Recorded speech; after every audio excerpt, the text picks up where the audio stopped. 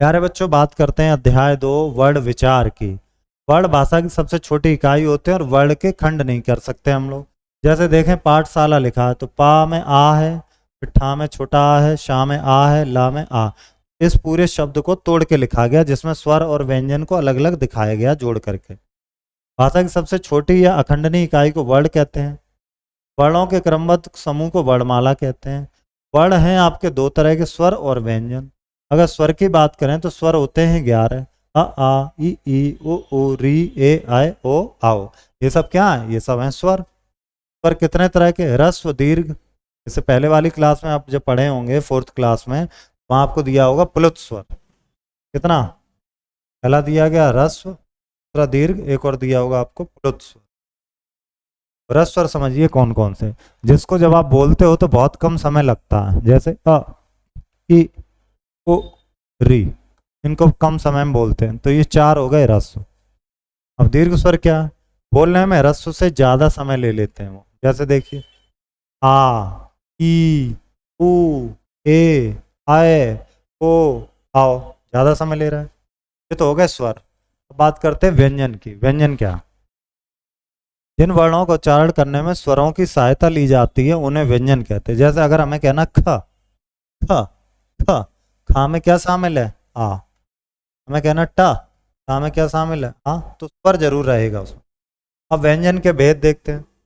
व्यंजन के 3 भेद हैं। कौन कौन से 3? स्पर्श व्यंजन, अंत्यस्थ व्यंजन, ऊष्म व्यंजन। तीनों को समझते हैं। पहला स्पर्श। जिन व्यंजनों को उच्चारण करने में मुख के 2 अंग एक दूसरे को स्पर्श करते हैं उन्हें स्पर्श व्यंजन कहते हैं। यानी कि किसी में दांत, किसी में जीभ, किसी में जो है आपके होठ, तो 2 अंग, मुंह के अंदर के 2 पार्ट जरूर टच होंगे आपस में। उनकी हेल्प से ही ये वर्ड बोले जाते हैं। तो कौन कौन से?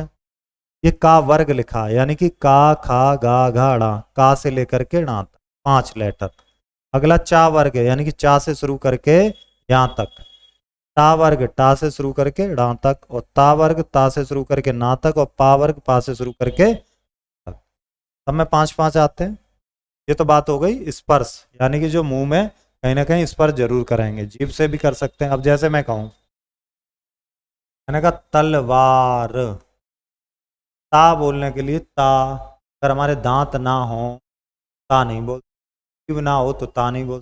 दांत और जीभ की जरूरत पड़ रही है ता बोलने को, इसलिए क्या होगा? स्पर्श। अब आते हैं अंत्यस्थ व्यंजन।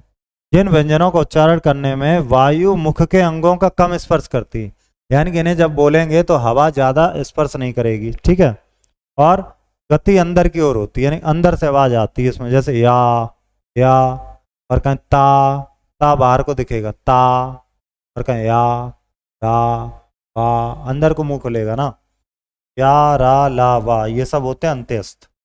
अब देखिए ऊष्म व्यंजन क्या क्या मतलब? उच्चारण करने में वायु मुख से रगड़ खाने के कारण गर्म हो जाती। जब भी आप इन्हें बोलेंगे तो गर्म मुख से सांस निकलेगी। क्या बोलेंगे आप? शा शा शा शा, समझ रहे हैं? शा शा हा हा। तो ये होते हैं ऊष्म व्यंजन। अब बात करते हैं संयुक्त व्यंजन। 2 व्यंजनों को जब मिला करके नया व्यंजन बनेगा तो बन जाएगा संयुक्त। ये होते हैं 4। च, त्रा, ज्या, श्रा। अब जैसे ज्या है, जा और यहाँ ज्या, त्रा है ता और रा त्रा, श्रा है शा और रा, क्या हो गया? श्रा। अब बात कर लेते हैं हम लोग द्वित व्यंजन। द्वित व्यंजन क्या है? एक ही व्यंजन जब 2 बार आ जाए, आपस में मिल जाए, और एक कैसा हो जाए? आधा हो जाएगा। जैसे ल ल, बिल्ली दिल्ली पिल्ला, इसमें देखिए। इसी तरह चम्मच हिम्मत सम्मान माँ माँ, इसमें दे दिया गया। इसी तरह ढक्कन सच्चा गन्ना पन्ना। अब आते हैं संयुक्त अक्षर। जब कोई स्वर रहित व्यंजन अन्य किसी स्वर रहित व्यंजन के साथ मिल जाए, ठीक है, जैसे देख लो, एक व्यंजन दूसरे व्यंजन से मिल रहा, आधा का ता में मिल रहा, आधा चा छा में मिल रहा, उसमें रिपीट हो रहे थे, सेम सेम मिल रहे थे, इसलिए इनको बोल रहे थे द्वित। और ये कैसे हैं? ये संयुक्त अक्षर हैं। अब खड़ी पाई हटाकर देख लीजिएगा, संयुक्त अक्षर बन रहा है। खड़ी पाई वाले वर्गों वर्णों की खड़ी पाई को हटाने पर आ रहित रूप में मिलते हैं, लिखेंगे। जैसे गा में आ हटा दिया ग्लानी, सा में आ हट गया बस्ता स्फूर्ति, ये हो गए। अब गुंडी हटा करके, गुंडी का मतलब क्या? क और फा के गुंडी वाले भाग को हटाकर आ रहे, जैसे हम कहें ये घुंडी है इसकी, घुंडी से मतलब ये इधर वाला हिस्सा हटा देंगे तो आधे अक्षर बनेगी। जैसे मुक्त रक्त क्यों क्यारी भक्ति, दफ्तर मुफ्त रफ्तार। इसी तरह हलंत हटा करके, जैसे ये हलंत है, ये तेज वर्णों डा छा टा ठा डा ढा दा हा के नीचे हलंत लगा करके हटाते हैं। हलंत लगा करके, हटा के नहीं, लगा करके। अब आ जाइए रा कैसे कैसे लिखा जाएगा। रा के कई सारे फॉर्मेशन। एक तो रा आप सीधा ही लिख सकते हैं, एक रा आप ऊपर जो है पर बना सकते हैं, रा को रेफ बोलते हैं इसको। जैसे पर्व, यहाँ पर रा ये है। जैसे तर्क, यहाँ पर रा ये बोलते हैं रेफ। क्या बोलते हैं? रेफ। जैसे चर्चा, कर्ता, विद्यार्थी, गर्दन, आचार्य, स्वार्थी, हर्षित।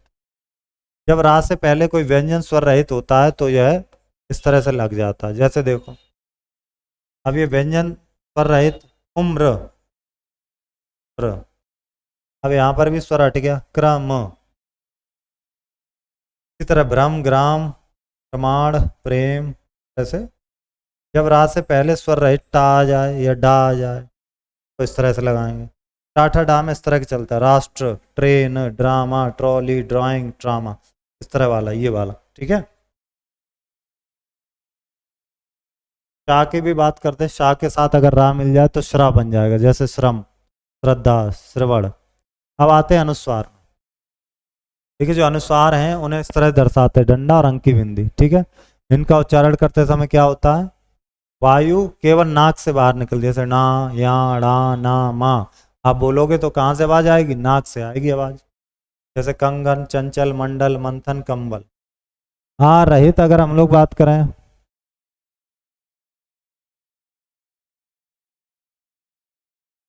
आ रहित अगर हम लोग कहें, क्या हो जाएगा? नासिक व्यंजन वर्ण के बाद कोई नासिक वर्ण या वाह हो, नासिक वर्ण का आ रहित रूप लिखा जाए। आ हो, वाह हो तो क्या? आ रहित लिखा जाएगा। जैसे नासिक मतलब नाक से, जैसे अन्न, निम्न, सम्मान। तो ये आधे अक्षर हो जाएंगे अपने आप। नासिक वर्ण देखिए और अन्य वर्ण में जोड़ो, पुण्य, अन्य और अनव्य। क्या मतलब हुआ यहाँ पर? या और वाह हो तो आ हटेगा, या हो या फिर क्या हो, वाह तो आ हट जाए अन्य अक्षरों। अनुनासिक देखिए, चंद्रबिंदी होती है अनुनासिक, इसमें नाक और मुंह दोनों से आवाज निकलती है। जैसे हंसना, कांच, आंख, सूंड, हूंट, गांव। विसर्ग की बात कर लो, इसका उच्चारण होता है हा। दो इस तरह के चिन्ह लगते हैं, इन्हें कहते हैं हम लोग विसर्ग, और इन्हें आ के साथ पढ़ा जाता आहा। जैसे स्वतः, नमः, अतः, कुलतः, प्रातः। इस तरह से अब कुछ यहाँ शब्द दिए उनको अलग किया गया, इसे कहते हैं वर्ण विच्छेद। जैसे कोयल है तो का में क्या है? ओ। फिर या में आ है, ला में आ है। तो इस तरह से वर्ण विच्छेद किया गया। अब देखते हैं अभ्यास। ये आप कर लेंगे। वर्ण से आप क्या समझते हैं?